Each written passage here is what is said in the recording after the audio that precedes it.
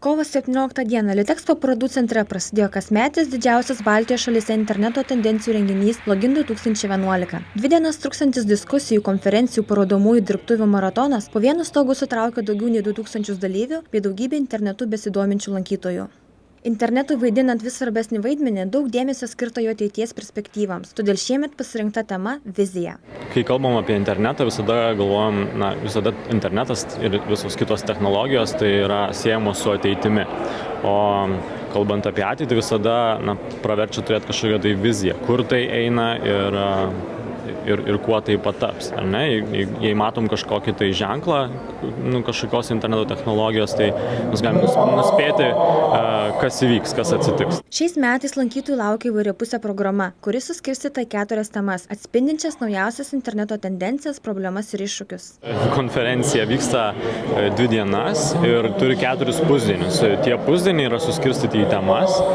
Tai pirmas pusdienis buvo internetas yra mobilus. Ten mes kalbėjome apie mobilų internetą labiau, apie aplikacijas ir telefonus. Antrasis pusdienis yra internetas yra saugus, tai labiau kalbam apie visus teisinius dalykus, linkomanijos klausimą paliečiam. Trečiasis pusdienis tai rytoj, antrą dieną bus apie internetas yra socialus, tai paliesim Facebooką, socialinius tinklus ir visus kitus socialius dalykus. Ir paskutinis pusdienis tai internetas yra gražus, tai įvairūs gražūs projektai, iniciatyvos ir jų istorijos. Login 2011 sutraukė daugybę garsių vardų. Pranešimus parodai parengė Daily Telegraph technologijų skiltį rengiantis Milo Janopoulos, programavimo technologijų ekspertas Christian Hillman ir kiti IT guru. Pats laukiamiausias turbūt buvo pranešėjas, kuris 3 valandą surinko pilną salę, tai Peteris Sunde, yra vienas iš The Pirate Bay įkūrėjų.